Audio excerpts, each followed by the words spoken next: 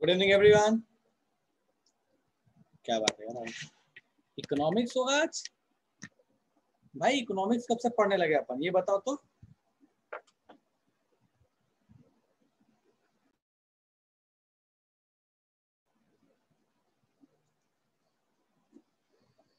साहिल, economics कब से होने लगा भाई? टाइम टेबल देखो।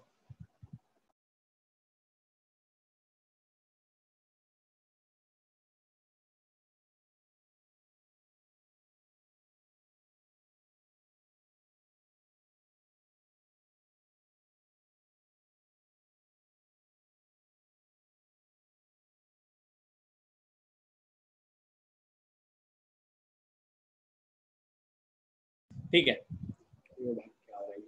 हाँ, सो लास्ट क्लास में हम कहाँ पे थे? तो लास्ट क्लास में हम लोगों ने पढ़ लिया था। हाँ ठीक है। सो लास्ट क्लास में हम लोग एसिड बेसिस सॉल्ट्स पढ़ रहे थे और उसमें अच्छी खासी वो चीजें हो चुकी थी अपने पास। पढ़ चुके थे भैया रिएक्शंस कैसे होते हैं एसिड्स और बेसिस के। लास्ट क्लास तक में किसी को कोई समस्या है, कोई डाउट है, कुछ पूछना है तो फटाफट पूछ लो, उस पर बात करेंगे फिर आगे बढ़ेंगे। हाँ जी, लास्ट क्लास तक में किसी को कोई डाउट है, कुछ पूछना है तो पूछ सकते हो, अपन उस पर बात करेंगे फिर आगे बढ़ेंगे बेटा। चलिए ठीक है, तो किसी को कोई डाउट नहीं है तो अपन आई कहानी शुरू करते हैं। और काफी कम लोग हैं अभी, आई गेस बहुत लोग ज्वाइन नहीं कर पाए हैं।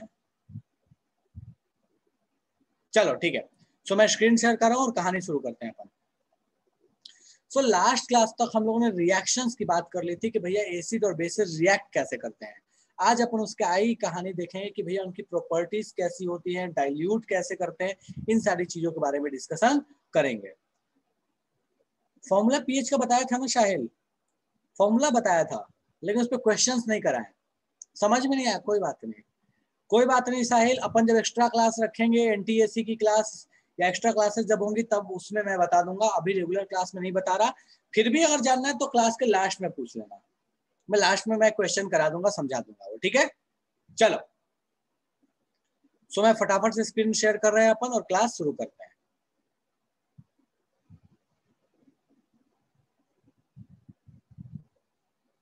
ठीक है, सो लास्ट क्लास तक हम लोगों ने रिएक्शंस की बात कर ली थी। आज अपन बात करने वाले हैं कि एसिड बेसिस में क्या चीज कॉमन है, क्या दोनों में प्रॉपर्टीज होती है रिगार्डिंग आयंस। ठीक है, तो सबसे पहला चीज ये होती है कि कंडक्टिविटी जो है, कोई भी चीज, कोई भी सॉल्यूशन कंडक्टर या कोई भी चीज, खास करके जब वो लिक्विड स्टेट में है, ठीक है, तो वो क्यों कंडक्टिविटी दिखाता है। मैं सॉलिड की बात नहीं कर रहा, मैं लिक्विड स्टेट की बात कर रहा हूँ।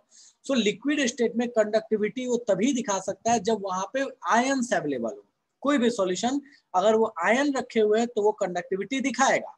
ठीक है, सो हम कहते क्या है कि चाहे वो एसिड हो चाहे वो बेस हो, चूंकि उनके अंदर में आयंस होते हैं, सो इलेक्ट्रिसिटी को कंडक्ट करते हैं, इसलिए मानते हैं कि भैया वो गुड कंडक्टर ऑफ इलेक्ट्रिसिटी है। ठीक है, अब ये जो लिक्विड के केस में जब वो कंडक्टिविटी दिखाते हैं तो उसके लिए एक वर्ड यूज कर दिया जाता है, that is known as electrolytes.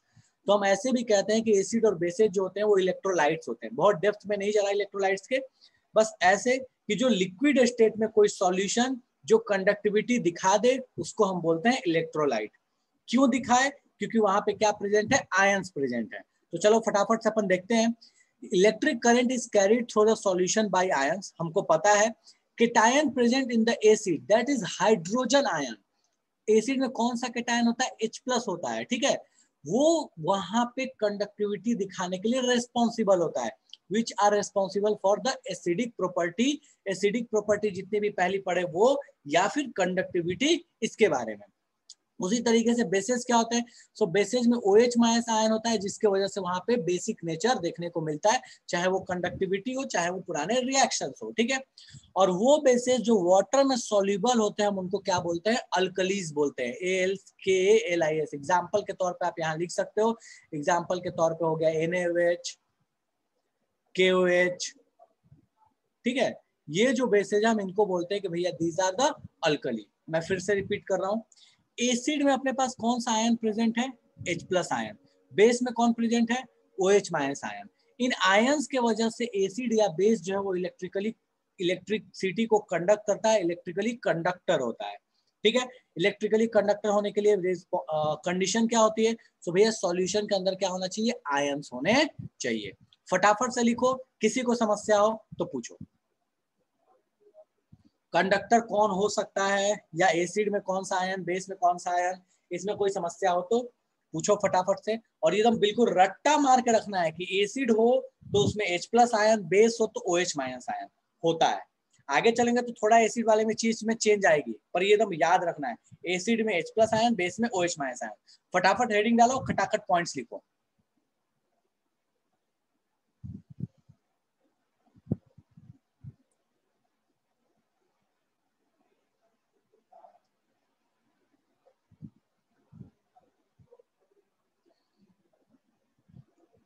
NaCl क्यों कंडक्ट करता है? शिखर, जब NaCl को पानी में डालते हैं तो वहां पे भी आयन मिलता है Na+ और Cl-, इस वजह से वो इलेक्ट्रिसिटी को कंडक्ट करता है। Na+ ion and Cl- ion.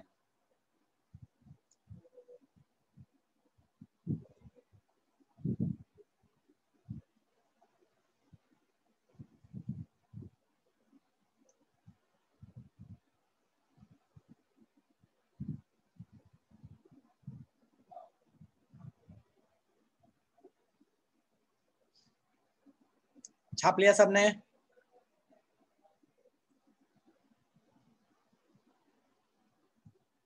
कौन सा बेस अल्कली नहीं होता है? क्या बात है यार, ये बड़ा अच्छा क्वेश्चन है। कौन सा बेस अल्कली नहीं होता है? कुछ एग्जांपल मैं बता देता हूँ, like ferric hydroxide, FeOH thrice, ये अल्कली नहीं होता है, ये पानी में सॉल्युबल नहीं होता, बहुत कम सॉल्युबल होता है। एल्यूमिनियम हाइड्रोक्साइड, ये भी बहुत कम सॉल्युबल होता है पर बहुत कम होता है। ठीक है,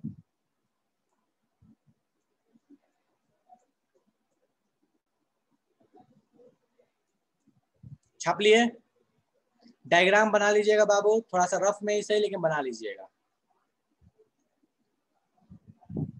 चलो अब जरा देखते हैं एसिड वाले H+ आयन को थोड़ा डिटेल्स में, क्योंकि एक्चुअल में H+ नहीं होता, एक्चुअल में कुछ और ही होता है। ठीक है, सो जब देखा गया तो हमको पता ये चलता है कि भैया होता क्या है कि जब एसिड को वाटर में सॉल्यूशन बनाते हैं, सो जैसे HCl वाटर में सॉल्यूशन बनाता है तो वो एक्चुअल में क्या होता है ना, वो H+ आयन नहीं देता, वो एक्चुअल में H3O+ आयन बन जाता है। जैसे एसिड को पानी में डालोगे वहां पे H+ जो निकलेगा, जो HCl ब्रेक होता और H+ और Cl- देता, वहां पे यहाँ होता क्या है कि इसका जो H+ है वो इस H2O से रिएक्ट करके H3O+ बना देता है। तो एक्चुअल में अगर आपसे पूछा गया कि पानी में अगर एसिड को डाला गया तो आपको एक्चुअल में कौन सा आयन मिला, H+ मिला कि H3O+ मिला, तो आप कहिएगा कि हमको H3O+ मिला, जिसको बोलते हैं हाइड्रोनियम आयन। ठीक है, सो अब से आपको ये चीज ध्यान रखना है कि एसिड जो है पानी में जाने के बाद वो H+ नहीं देगा, वो H3O+ देगा। कोई ये बोल सकता है कि सूखा रहा तो, सूखा रहेगा तो आयन ही नहीं देगा, सूखा रहा तो आयन ही नहीं देगा, ना H+ ना H3O+, और अगर पानी में गया तो H3O+। मतलब हम कह सकते हैं कि H+ तो हमको बेवकूफ बनाने के लिए बताया गया था, H+ एक्चुअल में देता ही नहीं है। क्या देता है? H3O+ देता है। H+ तो वहां पे कोई एग्जिस्टेंस ही नहीं है। क्यों? क्योंकि H+ जो होता है ना वो कहीं बन ही नहीं पाता, जैसे H+ बनाना वो H2O से रिएक्ट करके H3O+ में कन्वर्ट हो जाता है। सो एक्चुअल में क्या होता है, एक्चुअल में रुक जाओ ना, तो एक्चुअल में हम कहते हैं कि हमें H+ आयन नहीं मिलता, हमको H3O+ आयन मिलता है। H+ एक भ्रम है कि H+ दिया जाता है। ठीक है, अब बोले शिखर बोल रहा है कि अगर एग्जाम में सीधा सीधा पूछा कि एसिड कौन सा आयन देता है तो क्या बोलोगे? तुम दोनों में से कुछ भी लिख दो, गलत नहीं होगा। लेकिन अगर आपको स्पेसिफाई करके पूछा गया कि वाटर में डालने के बाद कौन सा आयन देगा, तो आप H3O+ लिखना, दिस इज मोर करेक्ट, और H3O+ हमेशा सही है। H3O+ हमेशा सही है क्योंकि एक्चुअल में यही मिलता है। चलो, सो क्या बोलता है? HCl are produced in the presence of water. The separation of H+ from the ion of HCl molecule cannot occur in the absence of water. मतलब अगर पानी नहीं है तो HCl जो है वो H+ और Cl- बनेगा ही नहीं, मतलब बिना पानी के एसिड हो ही नहीं सकता। चलो ये तो डन हो गया कि बिना पानी के H और Cl अलग नहीं होंगे। और अगर पानी हुआ तो क्या होगा? Hydrogen ion can not exist along, hydrogen ion H+ ion अकेले नहीं रह सकता, but they exist after combining with water molecule, वो वाटर से कंबाइन होके, thus hydrogen ion must always be shown as H+ aqueous या और हाइड्रोनियम आयन H3O+। इसलिए कभी भी अगर आपको लिखना हो तो आप या तो लिखिएगा कि H+ और ब्रैकेट में एक्वस, तो अपने आप समझ में आ गया कि वो H3O+ कहना चाहता है, या सिर्फ H3O+ लिखो तो भी चलेगा। सो आपकी चॉइस है, आप H+ और एक्वस लिख सकते हो, डन है, या H3O+ लिख सकते हो, डन है, दोनों ही बिल्कुल करेक्ट है। तो अब से अगर आपसे कोई पूछे कि एसिड कौन सा आयन देता है तो आप क्या बोलोगे? आप बोलोगे H+ एक्वस देता है या H3O+ देता है, कोई दिक्कत नहीं है। और H3O+ को हम क्या बोलते हैं? हाइड्रोनियम आयन बोलते हैं। ठीक है, तो फटाफट से छापो इसको, जिसको तकलीफ है पूछो। चलो, मिष्टी बोल रही है कि एसिड ऑलवेज लिक्विड स्टेट में एग्जिस्ट करेगा, सॉलिड में नहीं कर सकता। मिष्टी, एसिड हमेशा लिक्विड स्टेट में एग्जिस्ट करेगा ऐसा जरूरी नहीं है। सॉलिड में कर सकता है, लेकिन सॉलिड में अपनी प्रॉपर्टी नहीं दिखाएगा, सॉलिड में वो एसिडिक नेचर नहीं आएगा। एसिडिक नेचर होने के लिए लिक्विड होना और पानी के साथ होना जरूरी है। तो इसलिए एसिड को अपनी प्रॉपर्टी दिखाने के लिए लिक्विड नहीं, पानी में होना जरूरी है, एक्वस होना जरूरी है। ठीक है, चलो प्रीवियस स्लाइड फटाफट छापो।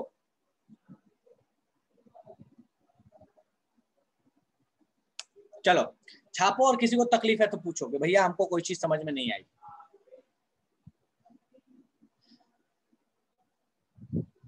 साहिल, नॉर्मल वाटर जो इलेक्ट्रिसिटी कंडक्ट करता है वो प्योर वाटर नहीं होता, उसमें ऑलरेडी बहुत सारी चीजें मिली होती हैं, NaCl, सॉल्ट्स, बहुत सारे सुने हो ना कि भैया मिनरल्स बहुत सारे मिले होते हैं, सॉल्ट्स मिले होते हैं, इसलिए वो कंडक्ट करता है। बाकी pure water, distil water electricity को कंडक्ट नहीं करता।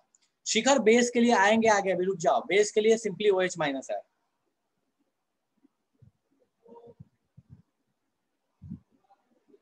How to make pure water? बाबू प्योर वाटर बनाना है तो एक काम करो, पानी लो, पानी को उबाल दो, उबालने के बाद जो ऊपर में वेपर्स होते हैं वो कंडेंस होते हो, देखे हो? जो ऊपर में प्लेट रखोगे तो उसमें छोटे छोटे ड्रॉपलेट्स बन गए, उन ड्रॉपलेट्स को कलेक्ट कर लो, वो आपका प्योर वाटर है। या rain water normally pure water होता है, अब तो एसिड रेन है तो नहीं कह सकते, बाकी पहले जमाने में प्योर वाटर ही हुआ करता था। डन है शाहिल? चलो छापो फटाफट से।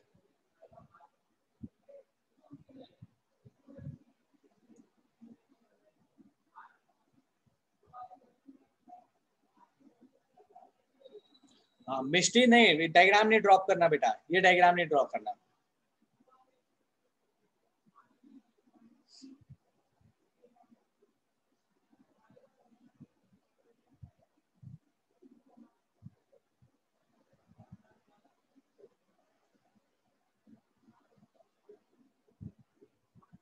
चलो, कोई ऐसा जो अभी भी छाप रहा है? छापो छापो, कोई दिक्कत नहीं, छापो भाई छापो, कोई जल्दी नहीं है।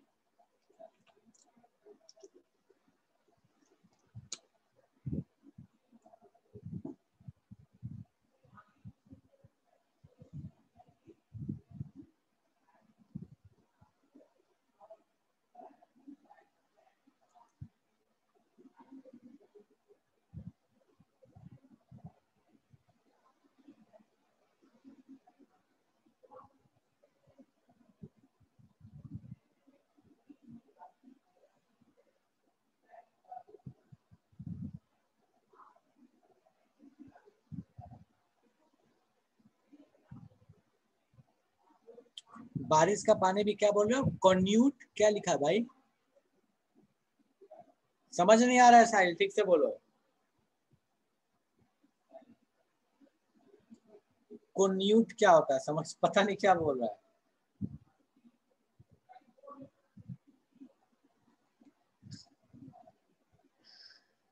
कोई ऐसा जो अभी भी छाप रहा है?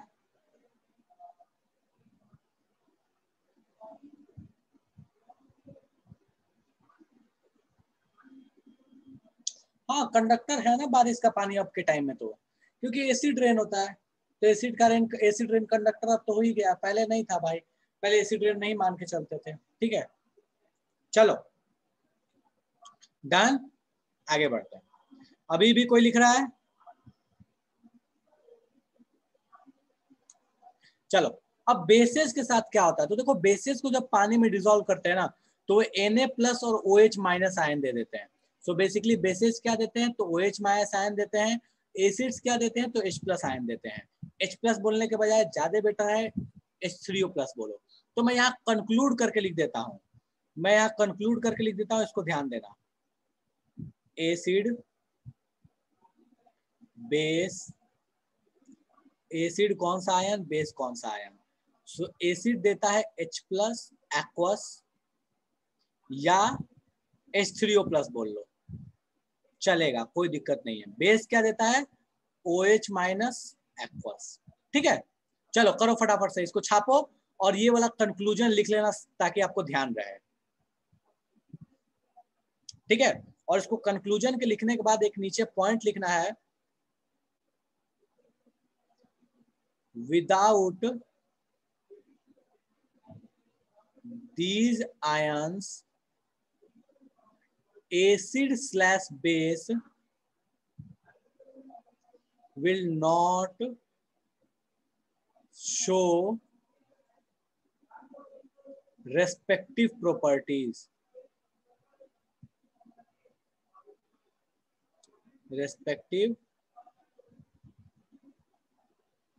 property। छापो फटाफट से, बिना इन आयंस के, अच्छा विदाउट का स्पेलिंग, ठीक है यार,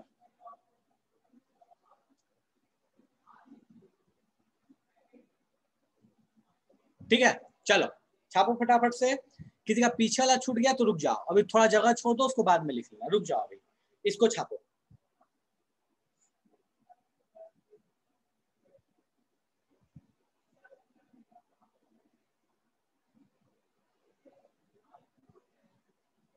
बेस में OH minus ion, OH minus, Shreya OH minus है, इतना भी खराब नहीं लिखा।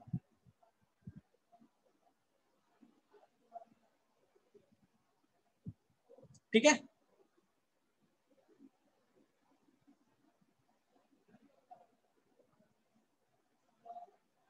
डन है।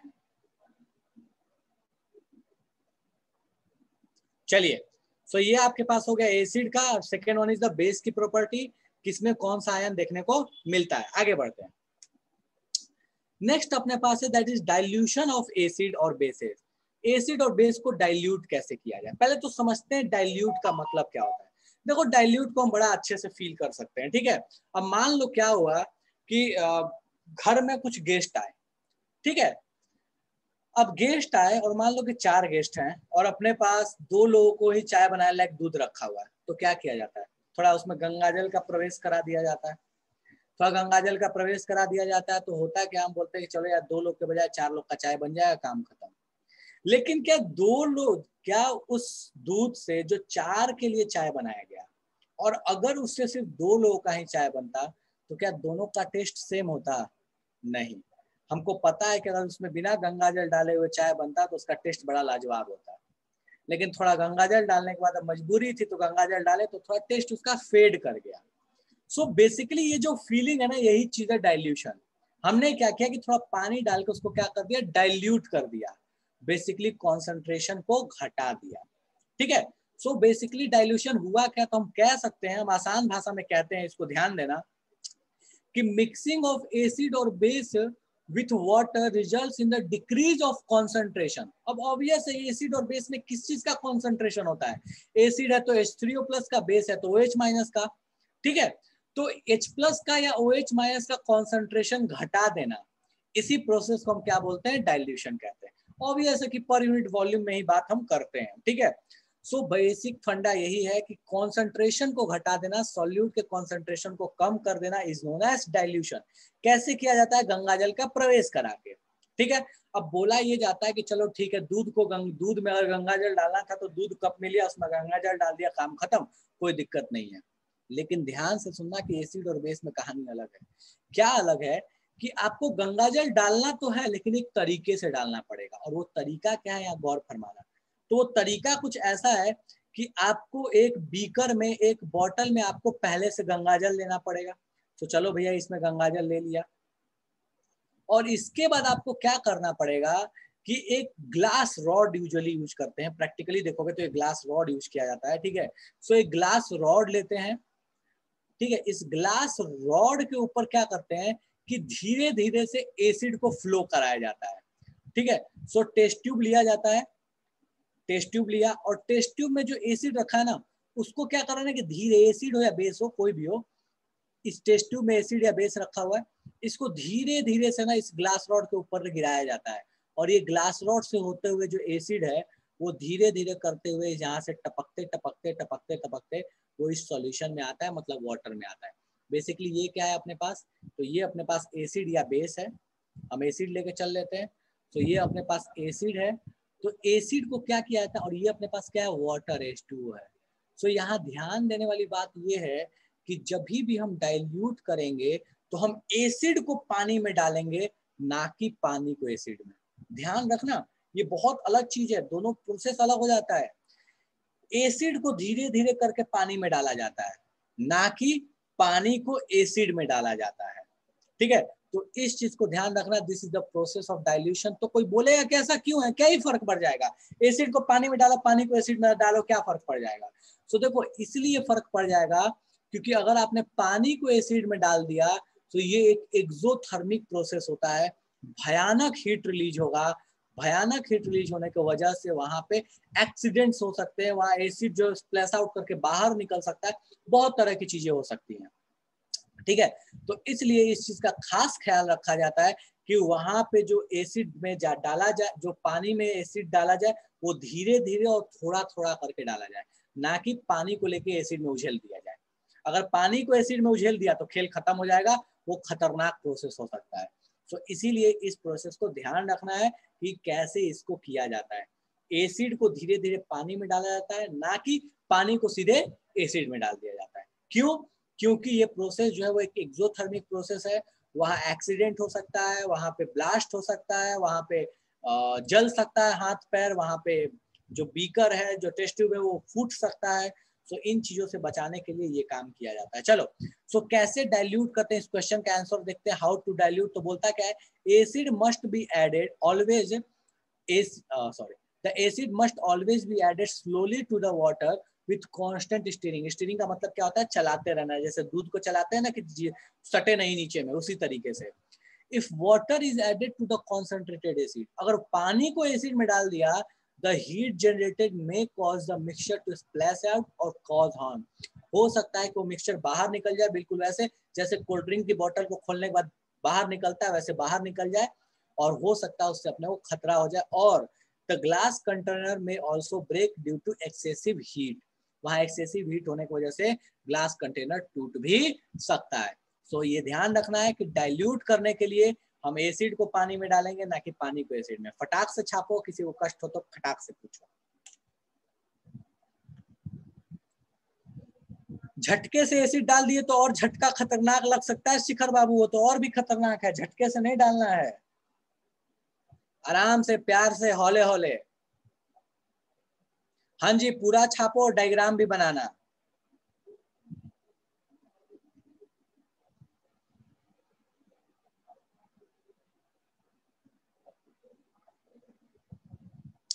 अदिति, ग्लास रॉड से डालना जरूरी नहीं है, बस प्रैक्टिकली, लेकिन हम ट्राई ऐसे ही करते हैं। बाकी आप डायरेक्टली भी डाल सकते हो, but that can be dangerous, वो ज्यादा डेंजरस हो सकता है, इसलिए ग्लास रॉड का इस्तेमाल करना प्रेफरेबल होता है। हाँ बिल्कुल, साहिल सही बोला, गरम कढ़ाई में नहीं, तेल ऐसे समझ लो, देखो ऐसी वाली कहानी समझ लो, जैसे तेल खौल रहा है उसमें पानी डाल दिया, अब सोचो खौलते हुए तेल में जो पानी डालोगे ना वैसा ही हाल होगा। साहिल बोल रहा है गंगा जल के जगह वाटर डाल सकते हैं, भाई वाटर ही होता है, लेकिन हमारे यहाँ तो गंगा जल अवेलेबल है तो गंगा जल डालते हैं। अरे ये भी किसी को कंफ्यूजन है क्या कि गंगा जल बोल रहे थे तो गंगा जल ही डालेंगे क्या, ना भाई ऐसा नहीं है, नॉर्मल पानी डाल सकते हैं, नॉर्मल पानी डालते हैं। मजाक के लिए बोल रहा था क्या यार, तुम लोग सीरियस ले लेते हो यार, ऐसे करोगे तब तो फिर सोचना पड़ेगा बोलने के लिए मुझे।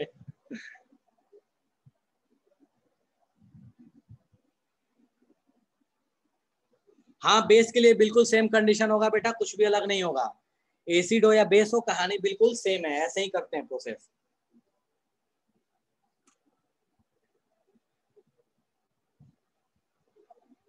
अच्छा, मजाक ही करो, चल ठीक है।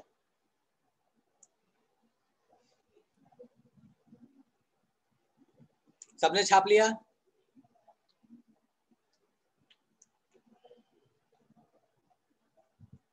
बोलो शिखर। सर छाप रहे हैं। छापो भाई छापो।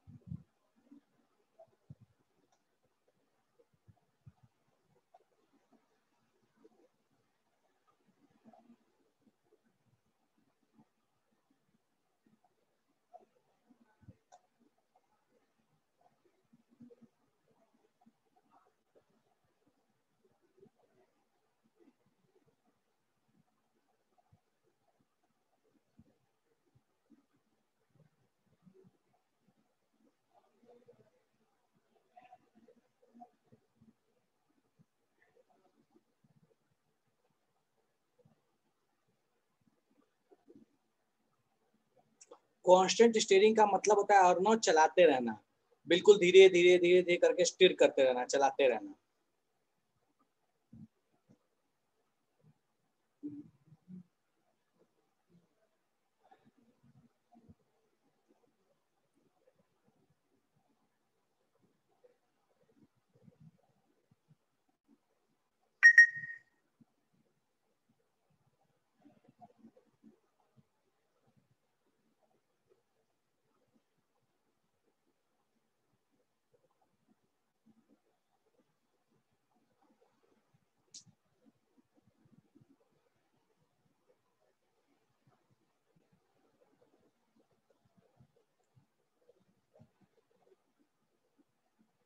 हो गया?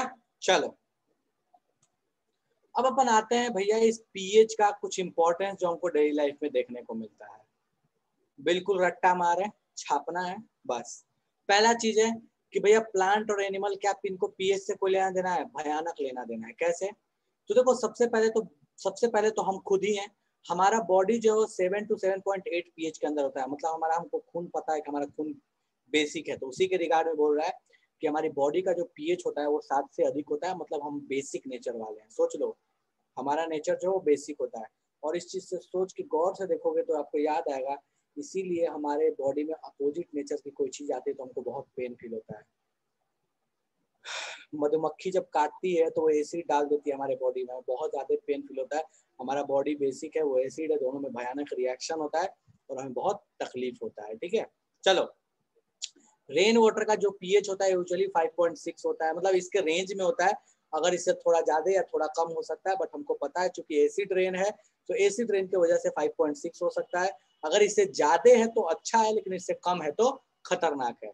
और इसके नुकसान भी हमको पता है कि भैया हमें इससे बहुत सारे नुकसान भी होते हैं। ठीक है, चलो फटाफट से इसको छापो। मूवी में जो एसिड होता है वो क्या होता है? यार देखो मूवीज में जो एसिड जिसको तेजाब बोलते हैं वो एक्चुअल में क्या है? वो एक्चुअल में एक्वारेजिया है। एक्वारेजिया पढ़ाया था मैंने आपको, बाद में मैं फिर से एक बार बताऊंगा एक्वारेजिया के बारे में। वो एक्चुअल में एक्वारेजिया होता है जो सुनारों की दुकान पे मिलता है।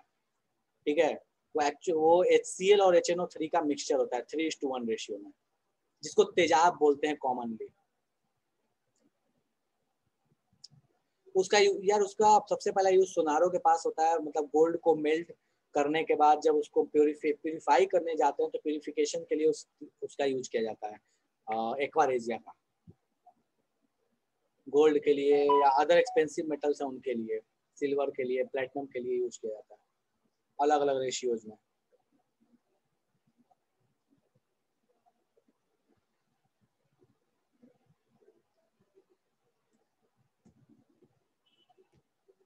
हाँ बिल्कुल, ऑर्नामेंट्स के ऊपर से लेयर हटाने के लिए बिल्कुल। ओम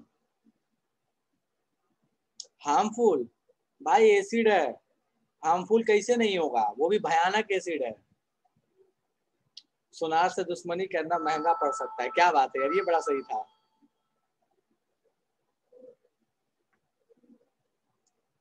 यार देखो शिखर, ये एग्जैक्ट कहना मुश्किल है, बट हाँ थोड़ा हाई होता है, ऊपर होता है थोड़ा, बट कहना एग्जैक्ट मुश्किल है।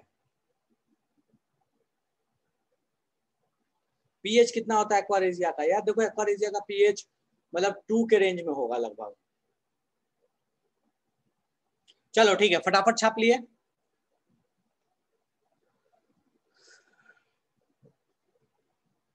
बेसिक,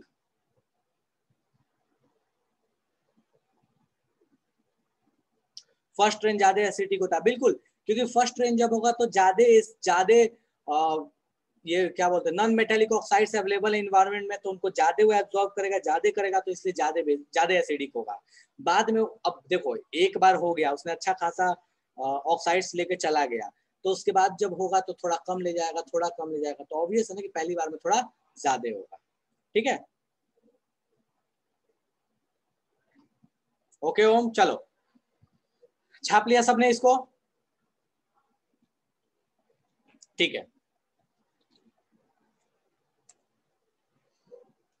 हमारे डाइजेस्टिव सिस्टम का हमको पता है भैया, हमारे हाँ बिल्कुल, हमारे gold remove first layer of gold, बिल्कुल फर्स्ट लेयर ऑफ गोल्ड को हटाता है, बिल्कुल सही बात है। चलो, हमारे डाइजेशन में हमको पता है कि हमारे स्टमक में एसिड रिलीज होता है, दैट इज HCl, और HCl भयानक एसिड है, उसका पीएच भी बहुत ज्यादा होता है, मतलब समझ के चलो कि वो रेंज होता है वो 2.5 से 3.5 के बीच में होता है, बहुत बहुत भयानक, बहुत कॉन्सेंट्रेटेड एसिड होता है। अब होता क्या है कि हम पार्टी में गए, अब सोचे कि पार्टी में आए हैं, अब रेस्टोरेंट का तो बिल पे करना नहीं है, पार्टी में फ्री का खाना मिल रहा है, 101 रुपये हम न्योता दे के आए हुए हैं, तो भैया सधाना तो है उसको, कोई 501 भी दिया होगा, मैं भी मजाक कर रहा हूँ, तो उसको सधाना है, तो उसको सधाने के लिए करते क्या है कि जहां हमारी कैपेसिटी है या जहां हम खाते हैं 4 पूड़ी, वहां खा लेंगे 6 पूड़ी, ठीक है, जहां हम खाते हैं थोड़ा सा मतलब पुलाव, वहां खा लेंगे इतना सारा पुलाव, दबा के पनीर वनीर जो भी सब्जी खा लेंगे। उसका रिजल्ट क्या होगा? उसका रिजल्ट हो जाता है इंडाइजेशन। हमारे स्टमक को लगता है कि भैया इतना सारा खाना है तो खूब सारा एसिड रिलीज कर दो ताकि वो डाइजेस्ट हो जाए। अब उसको पता ही नहीं चलता एग्जैक्टली कितना रिलीज करना है, क्योंकि बहुत ज्यादा खाना होता है, इस चक्कर में वहां पे हो जाता है इंडाइजेशन, एसिड का अमाउंट बहुत ज्यादा वहां बढ़ जाता है, और ये समस्या कर देता है, हमारे स्टमक में पेन होने लगता है, स्टोमच होने लगता है, और फिर हमें इसका सॉल्यूशन चाहिए होता है। तो जब पेट दर्द होता है, एसिडिटी होता है, तो हम क्या करते हैं, हम वहाँ एंट एसिड का इस्तेमाल करते हैं। एंट एसिड क्या है? एंट एसिड वो चीज है जो एसिड के इफेक्ट को खत्म करे, नलीफाई करे। सो क्या ऐसे चीजें जो एसिड के इफेक्ट को खत्म करेगा? बेस। तो हम वहाँ पे माइल्ड बेस का इस्तेमाल करते हैं। माइल्ड बेस का मतलब क्या है? ना ही जो बहुत बेसिक हो, ना ही वीक हो, ठीक है, तो हम माइल्ड बेस का इस्तेमाल करते हैं, जिसमें से one of the famous base है that is a milk of magnesia. इसका इस्तेमाल किया जाता है, जो कि जाता है और वहां से एसिडिक के जो कैरेक्टर है या जो एसिडिक वहां पे इन्वायरमेंट बना होता है उसको नलिफाई करता है और हमको आराम देता है। सो बेसिकली एंटासिड्स क्या होते हैं? एंटासिड्स वो चीजें हैं, वो मेडिसिन है जो कि एसिड के इफेक्ट को नलिफाई करता है हमारे स्टमक के अंदर में। तो these antacids nullifies या neutralize the excess acid. One of the antacid is milk of magnesia. बिल्कुल, बेकिंग सोडा भी one of the antacid होता है। फटाफट छापो, किसी को तकलीफ है तो पूछो। हाँ बिल्कुल साहिल, इसीलिए जब वोमिटिंग होता है तो बहुत सुंदर सुंदर सा स्मेल आता है, ठीक है, हमें बहुत अच्छा सा स्मेल आता है, बिल्कुल इसीलिए।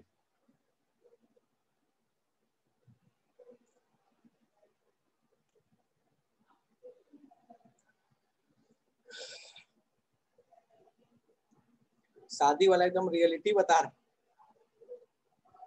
शिखर लगता है अभी हाल फिलहाल एक्सपीरियंस किया है ना शिखर?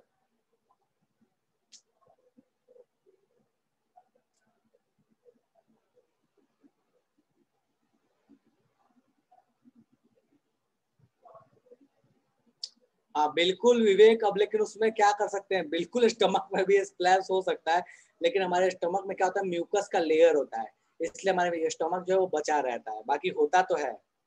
ये सही बात है, बिल्कुल। अच्छा, 2 ही दिन बाद शादी है, गुड, ठीक है, समझ सकता हूँ मैं।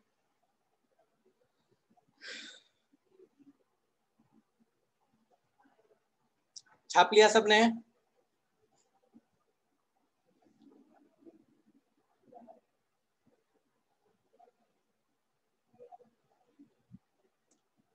कोई ऐसा जो अभी भी छाप रहा है?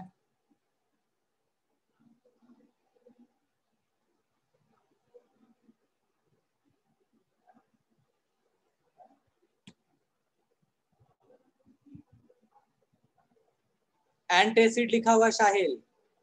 अबे एंटासिड है, एंटासिड बोल लो, एंटासिड बोल लो।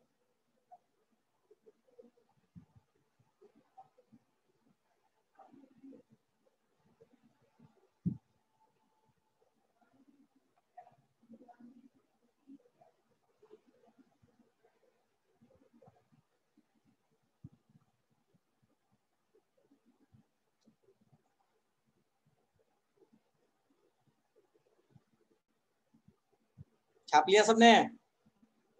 फर्स्ट लाइन लास्ट वर्ड कौन सा? रीड, ये read, read RID, get rid पीछा छुड़ाना।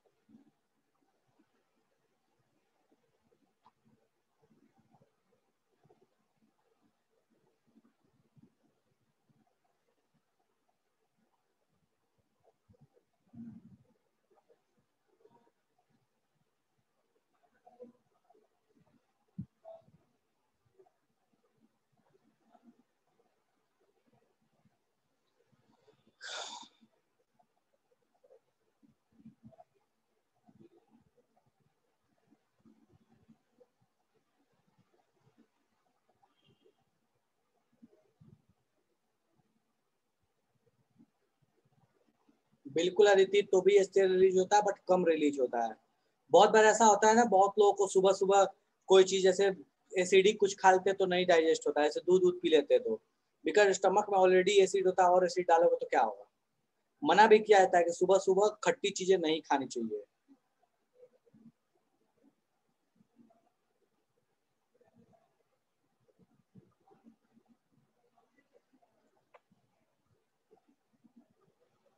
बिल्कुल शिखर, पॉसिबल है। बोलो साहिल। सर किसी का पेट में सर पेन होता है तो सर वो नींबू यूज करता है, सर नींबू भी तो एसिड है। देखो यार, दो चीजें, मतलब ठीक है ये बात माना मैंने, नींबू यूज करता है, पर देखो नींबू सिर्फ एसिडिटी की वजह से यूज नहीं करते। नींबू का यूज करने का कुछ और भी रीजन है, क्योंकि गैस्ट्रिक जो होता है ना, जो गैस्ट्रिक गैस बन रहा होता है, वो गैस जो मेन रीजन है उसकी वजह से नींबू का यूज किया जाता है। वो gas is a different thing, something different, वो बिल्कुल एसिडिक वाली चीज नहीं है, ठीक है, इसलिए नींबू का यूज किया जाता है। सर तो पेट में तो पहले से एसिड है सर, तो उसको पियेंगे तो वो भी तो और एसिड फैलाएगा ना। हाँ बिल्कुल ये बात सही है, बट नींबू में सिर्फ वही चीज नहीं है कि वो खट्टा है, वो एसिडिक नेचर है, उसमें और भी कैरेक्टरिस्टिक्स हैं जिसके वजह से वो काम कर रहा होता है वहाँ पे, ना कि वो सिर्फ ये चीज है कि वो एसिड है, ठीक है, ये रीजन है। तो एक्चुअल में देखो गैस्ट्रिक वाला सीन हो जाता है वहाँ पे, ठीक है। बोलो और ना। सर हम पूछ रहे हैं कि सर जिस तरह से सर जो स्ट्रांग एसिड होता है सर वो हार्मफुल होता है सर, उस तरह से सर स्ट्रांग बेस भी हार्मफुल होता है कि सर फायदेमंद होता है? बिल्कुल हार्मफुल है भाई, दोनों में से कोई भी खतरनाक है, एसिड हो स्ट्रांग या बेस हो स्ट्रांग, दोनों ही खतरनाक है, ठीक है।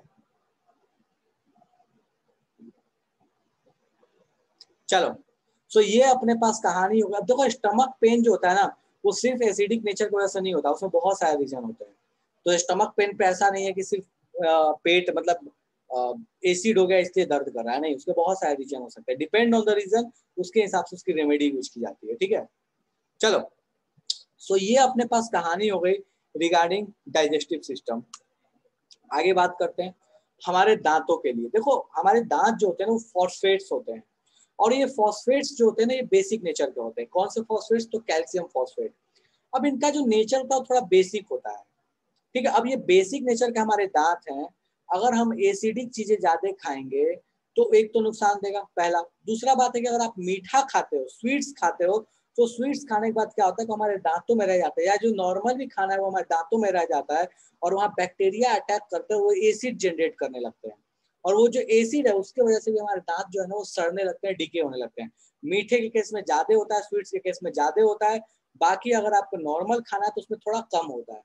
सो इस वजह से बहुत जरूरी है कि हम दांतों का सही से ख्याल रखें। अगर दांतों में या मुंह में हमारे पीएच जो काफी कम हो गया, एसिडिक नेचर बढ़ गया, तो हमारे दांत सड़ के खत्म हो सकते हैं।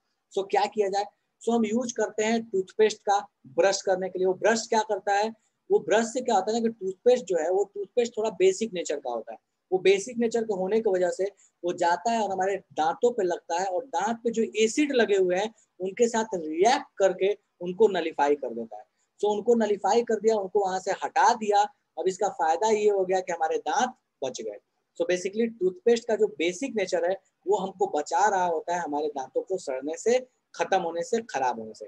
ठीक है, अब यहाँ देख लेते हैं तो फटाफट से। Tooth decay start when the pH of mouth is less than 5.5, इससे कम हो गया तो दांत सड़ना शुरू हो जाएगा। क्यों? क्योंकि दांत कैल्शियम फॉस्फेट के बने थे और कैल्शियम फॉस्फेट हमारे बॉडी का हार्डेस्ट सब्सटेंस है, ये ध्यान रखना, हमारे बॉडी का सबसे हार्डेस्ट सब्सटेंस है कैल्शियम फॉस्फेट। बैक्टीरिया जो हमारे माउथ में प्रोड्यूस करते हैं एसिड को, किसके वजह से? तो शुगर या फूड के डिग्रेडेशन से वो हमारे मुंह में ही रह जाता है और उसके वजह से हमारे दांत जो है वो सड़ने लगते हैं। Using toothpaste which are generally basic for cleaning the teeth, हम टूथपेस्ट का यूज करते हैं क्योंकि वो हमारे बेसिक नेचर का होता है, वो एसिड से रिएक्ट करके उसको नलीफाई कर देता है और हमारे दांतों को बचा लेता है। फटाफट छापो, किसी को तकलीफ हो तो पूछो। दातुन से ब्रश करते हैं, उसका दांत भी बहुत अच्छा होता है। बिल्कुल साहिल, क्योंकि दातुन के साथ भी सेम कहानी है। नॉर्मली आप देखो नीम जो यूज करते हैं, नीम का दातुन जो होता है, नीम का दातुन क्या होता है? नॉर्मली कड़वा होता है। कड़वा होने का मतलब क्या है? बेसिक नेचर उसमें डोमिनेटिंग है, उसके वजह से वो भी हमारे दांत के लिए बहुत अच्छा होता है। ठीक है, छापो फटाफट से। और स्वीट में ज्यादा क्यों होता है? अदिति, स्वीट्स में इसलिए होता है क्योंकि स्वीट्स जो होते हैं ना, वो मेनली उसमें जो कंपोनेंट्स हैं, जैसे सुक्रोज है, माल्टोज है, आप आगे पढ़ोगे, सो उनका जब डिकम्पोजिशन होता है तो वहाँ एसिड बनता है और इस वजह से उनके मतलब इस वजह से हम बोलते हैं कि भैया वहाँ पे डीके ज्यादा होता है, क्योंकि शुगर का जो डिकम्पोजिशन है वो एसिड क्रिएट करता है। ठीक है, छापो जल्दी जल्दी। स्ट्रॉन्ग बेस का एग्जाम्पल NaOH, KOH, ये सारे स्ट्रॉन्ग बेस हैं। CSOH,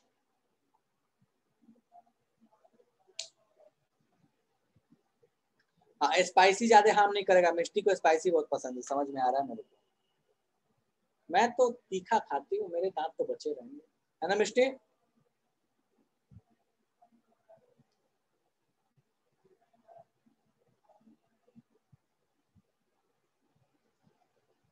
छाप लिया? स्पाइसी कम हार्म करता है, बिल्कुल।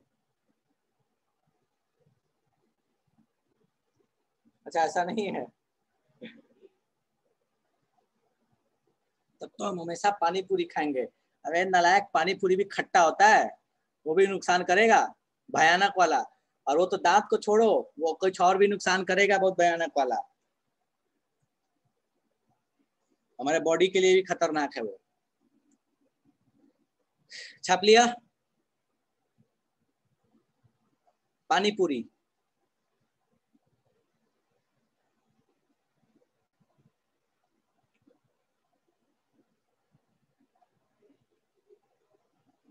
लॉकडाउन में पानी पूरी का नाम नहीं।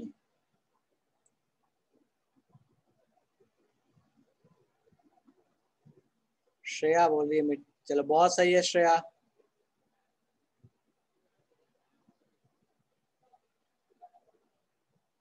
घर पे नहीं बनता है, सही बात है। कितना भी घर पे पानी पूरी बना लो, दुकान वाला मजा तो आएगा नहीं, है ना? टेस्ट नहीं आएगा, वो फ्लेवर नहीं आता वो तो। अदिति वेट कर रही है कब ऑफलाइन हो, कब पानी पूरी खाएं। ठीक है, डन है, छाप लिया सबने? कोई ऐसा जिसको अभी भी तकलीफ है?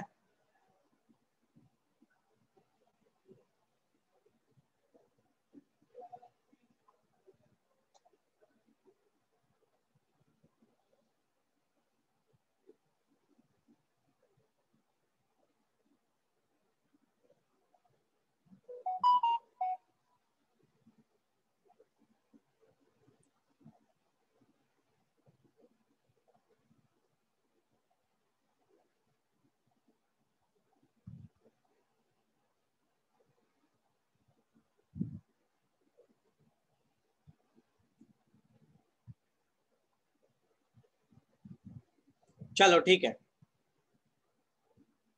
ठीक है, आगे बढ़ते हैं। नेक्स्ट अपने पास बहुत सारे प्लांट और एनिमल्स जो है ना, वो इस पीएच वाली चीज को, इस एसिडिक या बेसिक नेचर वाली चीज को ना अपने डिफेंस मैकेनिज्म के लिए इस्तेमाल करते हैं। जैसे हमको पता है मधुमक्खियां, चाहे छोटे छोटे ये जो कीड़े मकोड़े होते हैं, वो चींटियां, ये क्या करते हैं? डंक मारते हैं। और उनके डंक में क्या होता है ना, बहुत सारे ऐसे जो अलग अलग तरह के एसिड्स, अलग अलग तरह के वहां पे चीजें हमको देखने को मिल सकती हैं। वन ऑफ द एग्जाम्पल इसके भैया बी स्टिंग्स। बी स्टिंग जो होती है उसमें कौन सा एसिड होता है? मेथनोइक एसिड होता है, जो कि उनको बचाने के लिए वो अपने सेफ्टी मैकेनिज्म के लिए उसका इस्तेमाल करते हैं। अब ये मत बोलना है स्नेक भी एसिड का यूज करता है, भैया स्नेक में वेनम होता है, ठीक है, और वेनम एसिड और बेस नहीं होता, वो कुछ और ही होता है, ठीक है, प्रोटीन होता है, ओके। नहीं, मॉस्किटोज में ऐसा नहीं होता बाबू, उनमें एसिड नहीं होता, वो हमारा खून चूसते हैं इसलिए हमको तकलीफ होता है। नेक्स्ट है कि भैया mild base like baking soda use किया जाता है। अगर आपको मधुमक्खी काट ले, आपको अगर जितने भी ये छोटे छोटे कीड़े मकोड़े काट लेते हैं तो वहाँ बेकिंग सोडा लगाया जाता है, क्यों? ताकि उनके एसिडिक इम्पैक्ट को खत्म किया जा सके। प्लांट्स में भी ये देखने को मिलता है, जैसे बहुत लोगों को पता होगा ओल जो होता है, ओल में क्या होता है, बहुत छोटे छोटे स्टिंग्स होते हैं, वो हमारे हाथों में गड़ जाते हैं, हमारे हाथ जलने लगता है, हमारा हाथ बहुत ज्यादा पेन करता है, तो उसको प्लास्टिक या फिर ग्लव्स लगा के काटा जाता है। खाते हैं तो उसमें नींबू का इस्तेमाल बहुत ज्यादा किया जाता है। देखे होगे जो लोग ओल की सब्जी बनाते हैं उसमें नींबू बहुत डाला जाता है। ये क्या साबित करता है कि ओल जो होता है वो बेसिक नेचर का है, उस बेसिक नेचर को नलिफाई करने के लिए नींबू का इस्तेमाल किया जाता है। नींबू बहुत ज्यादा डालने के बाद वो बेसिक नेचर नलिफाई होता है और हमको वो जलन वाली चीज जो है वो कम फील होती है। ठीक है, चलो फटाफट छापो, किसी को तकलीफ हो तो पूछो। सो एनिमल प्लांट ये सारे इस तरह के मैकेनिज्म का इस्तेमाल करते हैं। हाँ, हाथ में ऑयल लगा लेते हैं अखिलेश, ताकि वो जो बेसिक वाली चीजें, जो स्टिंग्स वाली जो चीजें, वो हाथों पे पहुंचे ही ना पहुंचे, ना पेन हो। ठीक है,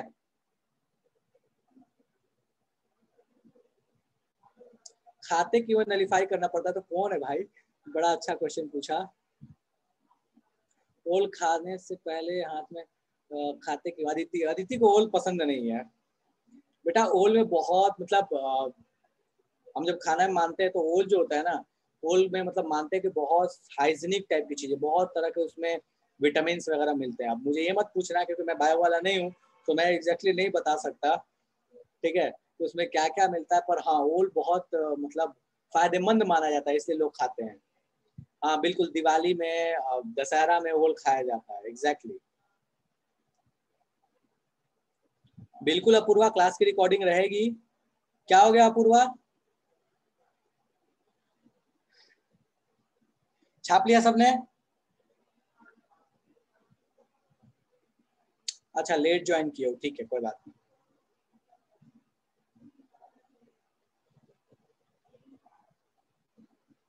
हाँ, लोहा भी सटाने सेम कारण है ना शिखर।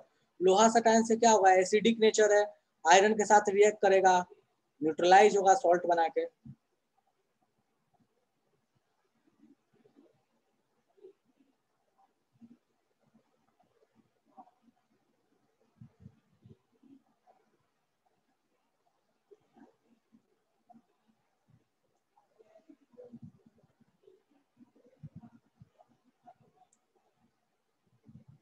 छाप लिया?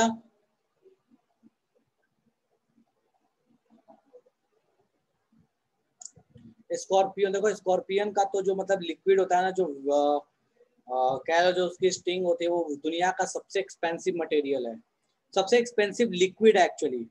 स्कॉर्पियन का जो मतलब वेनम कह लो, kind of venom, exact venom तो नहीं होता वो, लेकिन जो उसके स्टिंग में जो लिक्विड आता है ना, वो दुनिया का सबसे एक्सपेंसिव लिक्विड है।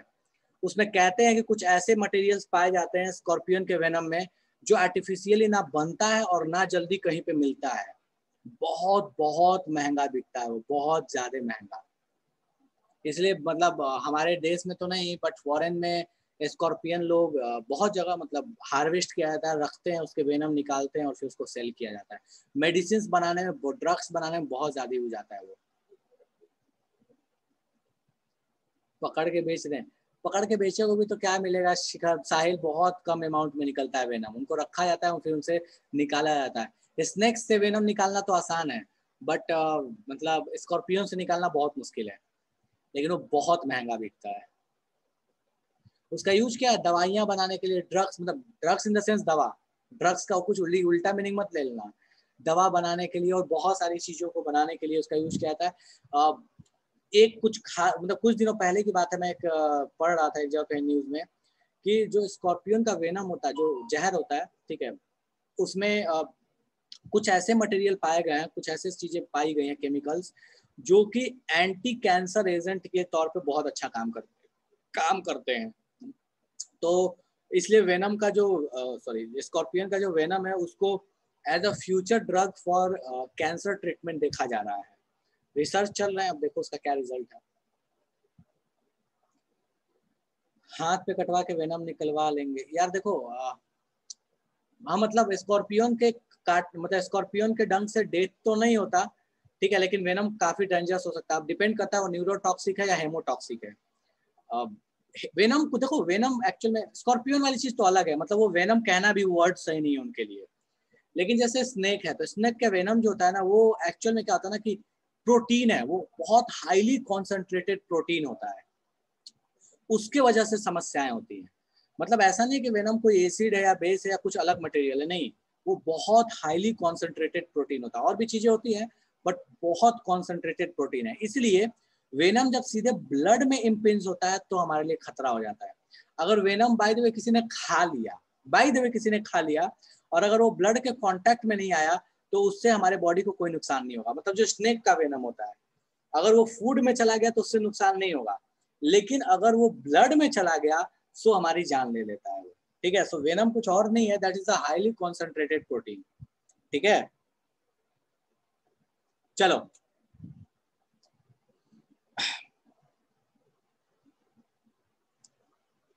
बोलो अर्नव। सर कह रहे हैं कि अगर वेनम सर मान के चलिए कोई खा लिया और उसका केमिकल स्ट्रक्चर टूट गया सर, मतलब दूसरा कंपाउंड बन गया सर, तो सर फिर भी वो हार्मफुल रहेगा कि नहीं रहेगा? नहीं नहीं, डिपेंड ना। अब मान लो, देखो अब ये चीज अर्नव ऐसे कहना बहुत मुश्किल है कि कोई चीज टूटने के बाद जो बनेगा वो हमारे लिए खतरनाक है कि नहीं, ये नहीं कह सकते ना अपन। हम कैसे जान सकते को टूटने के बाद जो चीज बनेगा वो खतरनाक है कि नहीं है। लेकिन हाँ, यूजुअली इसकी पॉसिबिलिटी बहुत कम है, बहुत कम है। इसलिए हम जब हमारे खाने में डायरेक्ट चला जाएगा वेनम, तो इस बात के चांसेस बहुत कम है कि हमारे डेथ होंगे। लेकिन अगर ब्लड में चला गया, चाहे वो न्यूरोटॉक्सिक हो चाहे वो हेमोटॉक्सिक हो, चांसेस बहुत ज्यादा हैं वहां पे खतरा होने के, ठीक है। कीमो से लोग मरते क्यों नहीं है यार? देखो कीमो एक्चुअल में बहुत अलग चीज है। कीमो क्या है, देखो मतलब अब ऐसा है ना, एक कहावत है कि लोहे को लोहा काटता है, ठीक है। सो ऐसा कहानी है, कीमोथेरेपी भी जो है हमारे बॉडी के लिए बहुत खतरनाक है, लेकिन कैंसर उससे भी ज्यादा खतरनाक है। सो अब उससे ज्यादा खतरनाक चीज को हटाने के लिए कीमो का इस्तेमाल किया जाता है। कीमो इज लाइक ऑल्सो यार, वो भी मतलब एक तरीके का टॉक्सिन ही है, जहर ही है वो। पर अब क्या कर सकते हैं, जान बचाने के लिए तो करना पड़ता है। सारी चीज मतलब हम जो दवाइयां खाते हैं उनका साइड इफेक्ट भी तो होता है। सो कीमो का साइड इफेक्ट मान के चल सकते हो, ठीक है।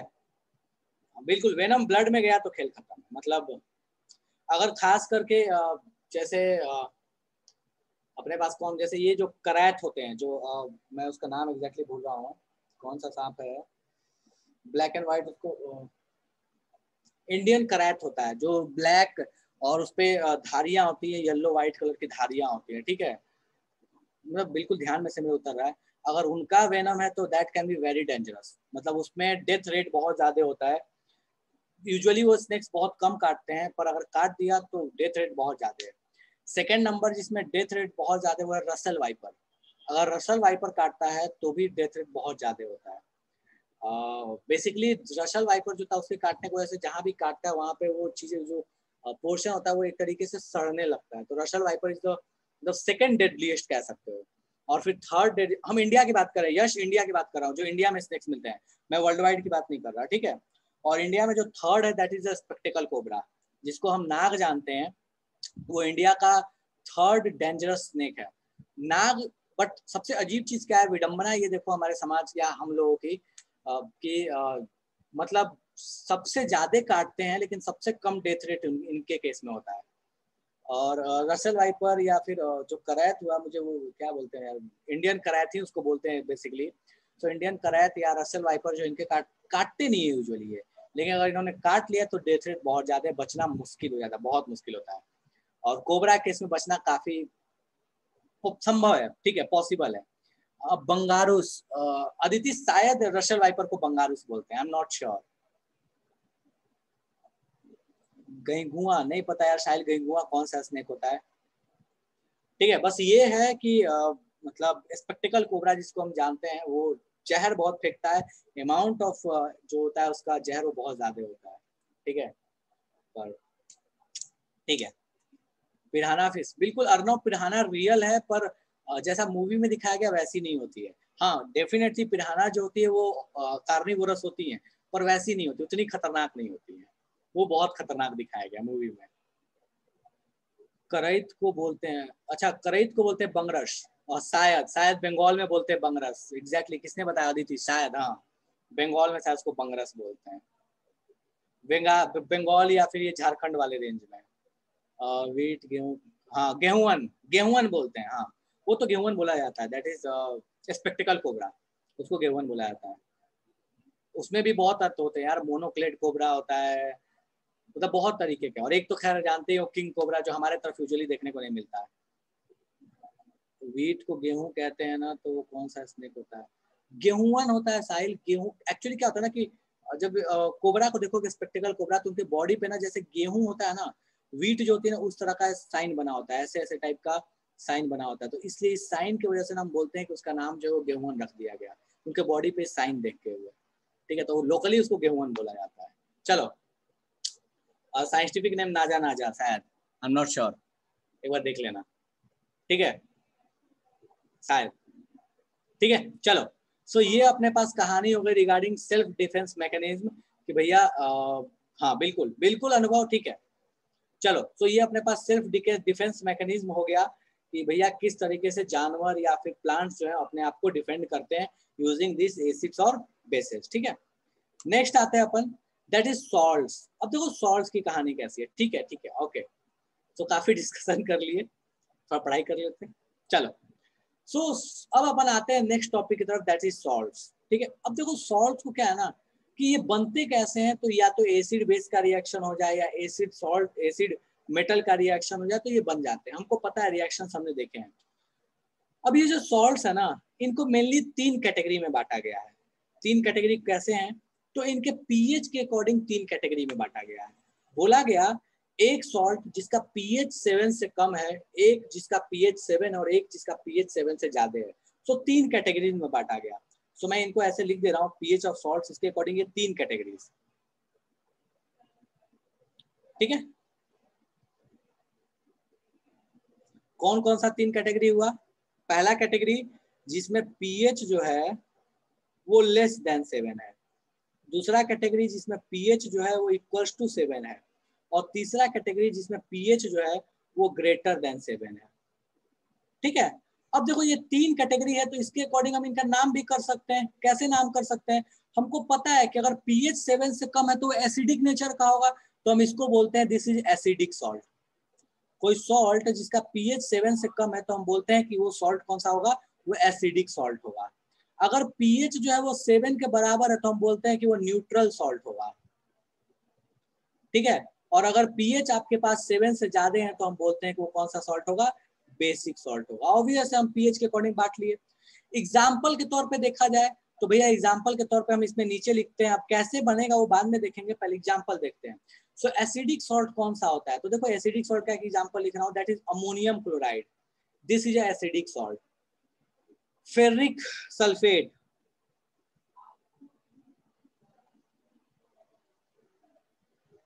दिस इज एसिडिक सॉल्ट, ठीक है। सो ये दोनों एसिडिक नेचर के सॉल्ट हैं। बेसिक नेचर, न्यूट्रल नेचर का सॉल्ट कौन सा हो गया, नीचे लिख रहा हूं एग्जांपल में, NaCl, KNO3, K2SO4, ये सारे हो गए न्यूट्रल नेचर के सॉल्ट। बेसिक नेचर के सॉल्ट अपने पास क्या हो गया, लिखते हैं अपन फटाफट से यहाँ पे, CH3COO, Na, ये हो गया।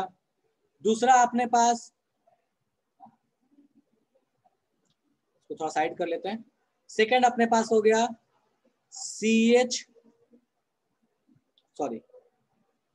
Na2COO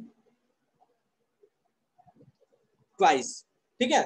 सो इस तरह के जो सॉल्ट्स हैं, ठीक है, ये हो गए अपने पास एसिडिक, ये अपने पास हो गए न्यूट्रल, ये अपने पास हो गए बेसिक। अब कोई बोलेगा आपको कैसे पता था ये कौन कौन सा बना, कैसे कैसे बना।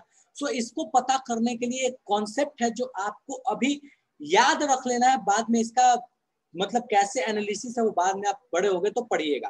फिलहाल बस आपको ध्यान रखना है, क्या ध्यान रखना है, मैं यहाँ लिख रहा हूँ, इसको ध्यान रखिएगा। सो कहते क्या है कि अगर आपको एसिडिक सॉल्ट बनाना है तो तो आपको बेसिकली करना क्या पड़ेगा, तो आपको एक आपको वीक बेस और स्ट्रॉन्ग एसिड का रिएक्शन कराना पड़ेगा। अगर वीक बेस और स्ट्रॉन्ग एसिड का अगर आपने रिएक्शन करा दिया तो आपको जो सॉल्ट बनेगा वो एसिडिक होगा। इसको ऐसे भी सोच के देख सकते हो, मान लो कहीं पे दो लोग लड़ रहे हैं, अब ऑब्वियस है ना कि जो फाइनल डिसीजन आएगा वो किसके अकॉर्डिंग आएगा, जो ताकतवर होगा। ठीक है, सो अगर सोच के देखो कि अगर वीक बेस और स्ट्रॉन्ग एसिड टकराएंगे तो जो फाइनल चीज बनेगी उसमें डिसीजन, उसमें प्रॉपर्टी ज्यादा किसकी होगी, स्ट्रॉन्ग वाले की होगी। अब मान लो घरों में भी ऐसा होता है कि मम्मी पापा का ओपिनियन अलग अलग है, लेकिन भैया जो डोमिनेटिंग होता है डिसीजन उसी के अकॉर्डिंग होता है। डिपेंड्स, अलग अलग घर में अलग अलग कहानी हो सकती है। ठीक है, तो स्ट्रॉन्ग की कहानी क्या है यहाँ पे कि भैया स्ट्रॉन्ग एसिड है तो अपने पास सॉल्ट जो हो गया वो क्या हो जाएगा, एसिडिक हो जाएगा। बेसिक सॉल्ट कब होगा, इसी कॉन्सेप्ट पे सोच के देखो। बेसिक सॉल्ट का मतलब क्या हुआ कि अगर एसिड वीक हो जाए और अपने पास बेस क्या हो जाए, स्ट्रॉन्ग हो जाए, तो हम बोल सकते हैं कि अगर हमको बेसिक सॉल्ट बनाना तो हम कब बनाएंगे, तो हम कह सकते हैं कि ये वीक एसिड और स्ट्रॉन्ग बेस टकराएंगे तो अपने पास जो सॉल्ट बनेगा वो सॉल्ट क्या हो जाएगा, तो हम कह सकते हैं वो जो सॉल्ट होगा वो बेसिक इन नेचर होगा, स्ट्रॉन्ग बेस। ठीक है, और न्यूट्रल कब होगा, जब दोनों बराबर ताकत वाले टकरा जाए, मतलब स्ट्रॉन्ग एसिड स्ट्रॉन्ग बेस टकरा जाए तो सॉल्ट क्या होगा, न्यूट्रल होगा। So strong acid strong base अगर टकरा जाए तो सॉल्ट क्या हो जाएगा, न्यूट्रल हो जाएगा। So strong acid plus strong base. अब बहुत लोगों को नहीं पता कि कौन सा स्ट्रॉन्ग एसिड होता है, कौन सा स्ट्रॉन्ग बेस होता है, तो मैं उसका एक छोटा सा लिस्ट बना के आपको दे दूंगा जिससे आपको ध्यान रखना।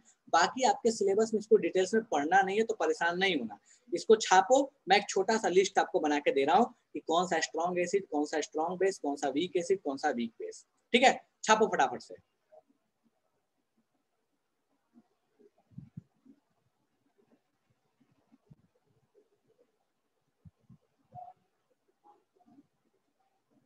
श्रेया मैं फिर से रिपीट कर रहा हूँ, ध्यान दो।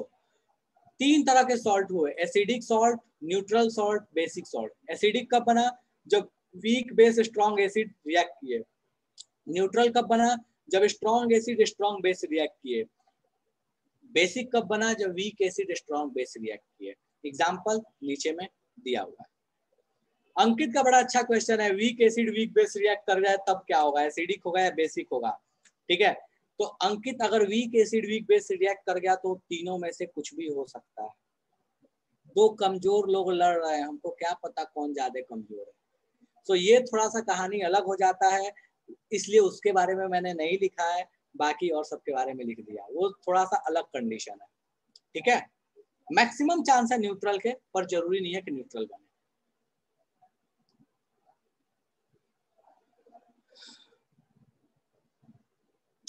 Sodium oxalate, Apurva that is sodium oxalate.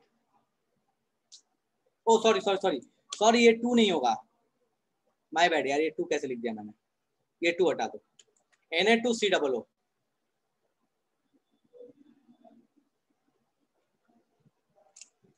एक सेकंड रुक जाओ, एक सेकंड रुक जाओ, मैं इसको थोड़ा सा बना देता हूँ, रुक जाओ।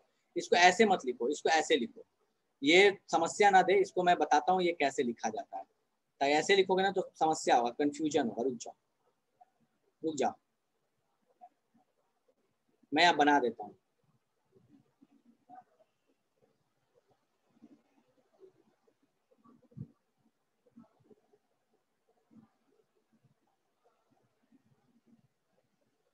ऐसे बना के लिखना अपूर्वा। ठीक है, इसको बोलते हैं सोडियम ऑक्जेलेट। ठीक है,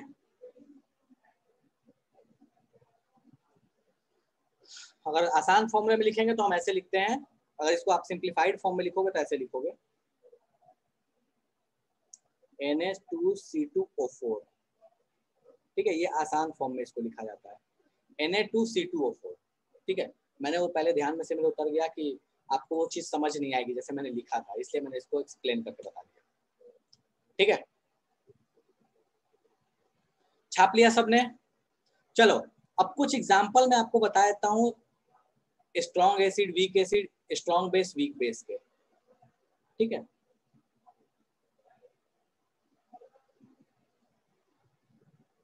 एसिड बेस, यहाँ पे हो गया ऊपर में स्ट्रॉन्ग, और नीचे में, ये आपके सिलेबस में है नहीं वैसे, पर थोड़ा बहुत बता दे रहा हूँ। स्ट्रॉन्ग वीक, एग्जाम्पल में लिख दे रहा हूँ। स्ट्रॉन्ग एसिड कौन सा होता है? HCl, बहुत सारे हैं, 2-3 एग्जाम्पल में लिख दे रहा हूँ। स्ट्रॉन्ग बेस कौन सा है?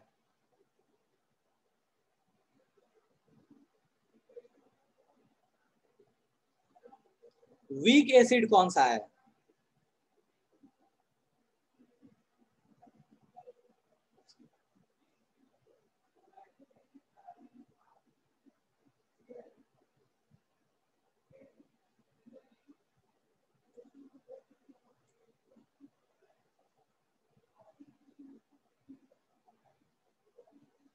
वीक बेस कौन सा है?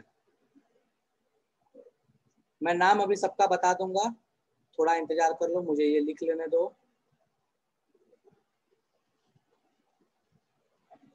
काफी है।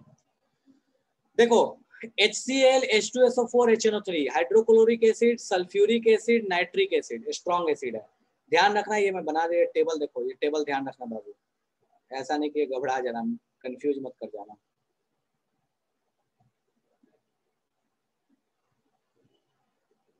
ठीक है, चलो। स्ट्रॉन्ग बेस कौन सा है? Sodium hydroxide, potassium hydroxide, caesium hydroxide. Weak acid कौन सा है? Acetic acid, oxalic acid, this is carbonic acid, जो कोल्ड ड्रिंक में मिलता है। ऑक्सैलिक एसिड कहाँ मिलता है? कहाँ मिलता है ऑक्सैलिक एसिड? जल्दी बताओ। लाल लाल टमाटर, चलो किसी ने नहीं बताया मेरे को अभी तक। अरे जल्दी बताओ कहाँ मिलता है ऑक्सैलिक एसिड? बिल्कुल, बहुत सारे फ्रूट्स में मिलता है, जिसमें एक क्या अपने पास लाल लाल टमाटर है। ठीक है, चलो। Weak base ammonium hydroxide, this is ferric hydroxide, FeOH thrice is ferric hydroxide. तो कुछ एग्जांपल है, बड़े हो गए तो बहुत पढ़ोगे, अभी कुछ एग्जांपल है। ठीक है, छाप लो इसको फटाफट से, और किसी को तकलीफ हो तो पूछ लो, किसी को कोई चीज जादू हो गया तो फटाक से पूछ लो।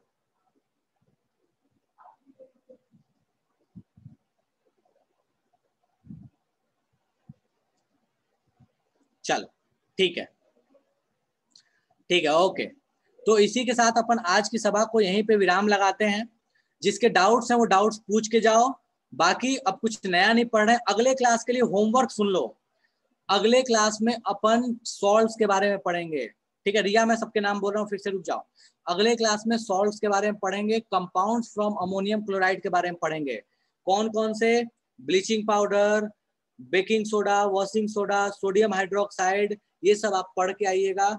प्लास्टर ऑफ पेरिस, ये थोड़ा रीडिंग डाल के आइएगा। आपके बुक में बहुत अच्छे से दिया हुआ है, रट्टा मार पोर्शन है, समझने वाला कुछ खास नहीं है, बस लिखवाने वाला है। तो इसको आप पढ़ के आइएगा अगले क्लास में। ठीक है, वीक एसिड में सबसे पहला CH3COOH है, एसिटिक एसिड में टी। स्ट्रॉन्ग बेस के लास्ट में CSOH, सीजियम हाइड्रोक्साइड। मैं नाम रिपीट कर रहा हूं, hydrochloric acid, H2SO4, sulphuric acid. को बड़ा करता हूं, इसको लिखने में दिक्कत होगा शायद। अब लिखो,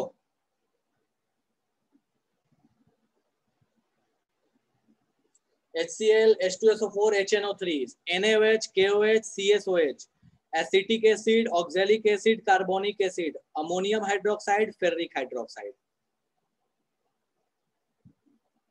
सॉल्ट को प्लांट में क्यों यूज करते हैं? अदिति, वो तो डिपेंड करता है ना कि प्लांट को कैसे न्यूट्रिएंट्स चाहिए, जैसे न्यूट्रिएंट्स चाहिए वैसी चीजें डालते हैं। जब जिंक चाहिए होता है तो जिंक डालते हैं, फॉस्फेट्स चाहिए होता है फॉस्फेट्स डालते हैं, जब अमोनिया चाहिए होता है तो यूरिया डालते हैं। बहुत सारी चीज, जैसा डिपेंड, जैसा रिक्वायरमेंट वैसी चीजें डालते हैं।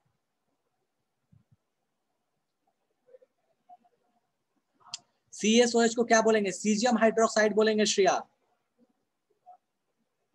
NaOH को बोलते हैं सोडियम हाइड्रोक्साइड, एक और प्यारा सा नाम है caustic soda. NaOH is also known as caustic soda, आगे पढ़ेंगे अभी। KOH को बोलते हैं कॉस्टिक पोटास। और किसी को कोई तकलीफ है, कुछ पूछना है? लिख लिया सबने? चलो ठीक है, तो जिसके डाउट्स हैं वो डाउट्स पूछो, बाकी जनता जा सकती है, कोई दिक्कत नहीं है। चलो अपनी अपनी समस्याएं प्रकट कीजिए, आपके समस्याओं पे वार्तालाप किया जाए।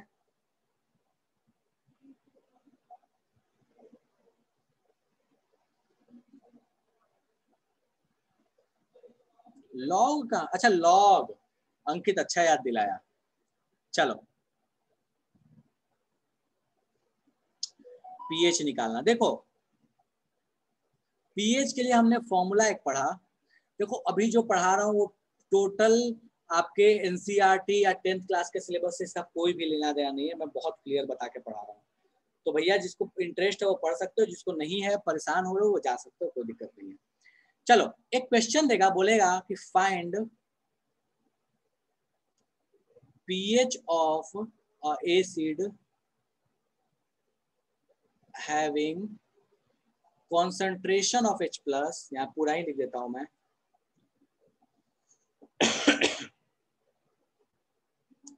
concentration of H plus equals to 10 का पावर -4 यूनिट होता है मोलर। बोलता है बताओ इसका पीएच कितना होगा। चलो पीएच का फॉर्मूला लगाते हैं, पीएच इक्वल्स टू होता है माइनस लॉग H प्लस का कॉन्सेंट्रेशन, ठीक है।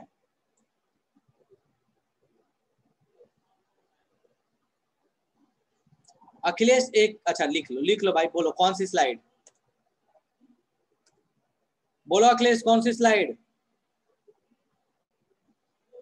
ऑडियो ऑन करने का परमिशन दे रहा हूं, कोई भी ऑडियो ऑन करके आप बोल सकते हो, कोई समस्या हुआ तो। कौन सी स्लाइड पे अखिलेश? सर एसिड और a base in a water solution वाला स्लाइड। ये नो सर, ये तो इसके पहले वाला, पहले ये वाला ना, जैसे जिसमें एग्जांपल था NaOH वाला, ये वाला ना, छापो सर तो इसके पहले वाला, इसके पहले जस्ट, ये, यस सर।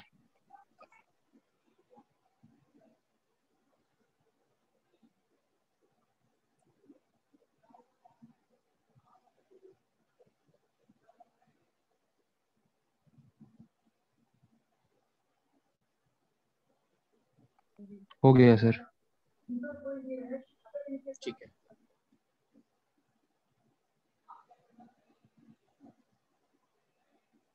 चलो अपन बात करते हैं इसके बारे में।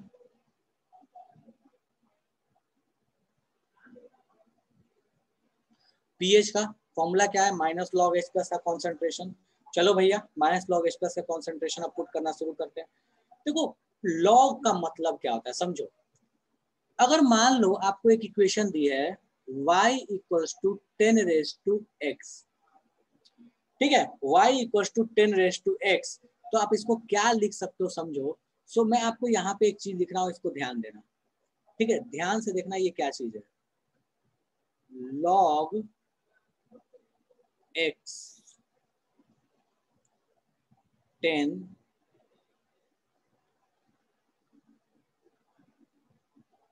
log y base 10 equals to x।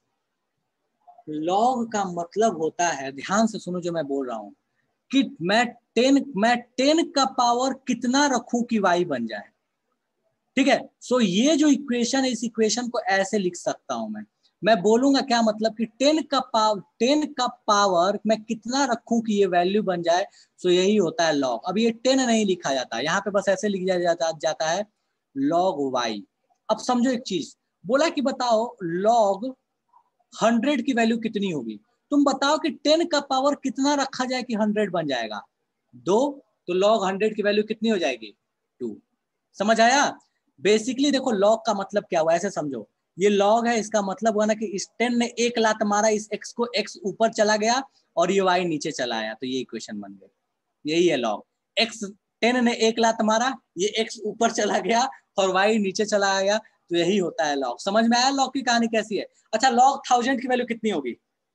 Log 1000 की वैल्यू कितनी होगी? 3।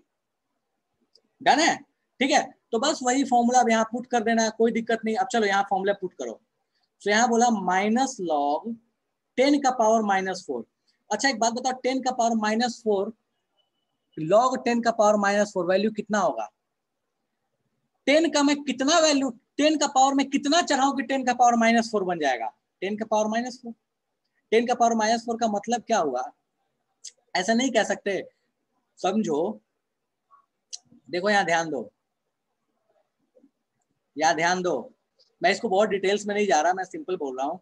आपको बोला log 10 का पावर -4, इसको ऐसे भी लिख सकते हो log 1/4 टाइम्स। अब सोचो कि 10 का पावर में कितना रखूं कि इतना बन जाए। ऑब्वियस है ना कि 10 का पावर -4 रखोगे तभी तो इतना बनेगा, वही चीज आपकी वैल्यू हो जाएगी। सो log 10 का पावर -4 इक्वल टू कितना हो जाएगा, -4। तो इसकी वैल्यू कितनी हो जाएगी, -4 इंटू -4, इसका pH कितना हो जाएगा, 4 हो जाएगा। समझ में आया क्या? थोड़ा बहुत भी कुछ समझ आया? थोड़ा बहुत कैसे बनाइए। सो इसी तरीके से सॉल्व करते हैं लॉग का। अब आपको लॉग नहीं पढ़े हो, आपको पता नहीं है, इसलिए परेशान नहीं होना। अब मैथ्स तो अभी नहीं पढ़ाऊंगा ना यार, पॉसिबल नहीं है ना प्रैक्टिकली। किसी दिन मैं पढ़ा दूंगा लॉग क्या होता है, तो इस पे और भी क्वेश्चंस मैं समझा दूंगा। थोड़ा सा बता दिया। किसका डाउट था ये? गुड अपूर्वा, ये किसका डाउट था?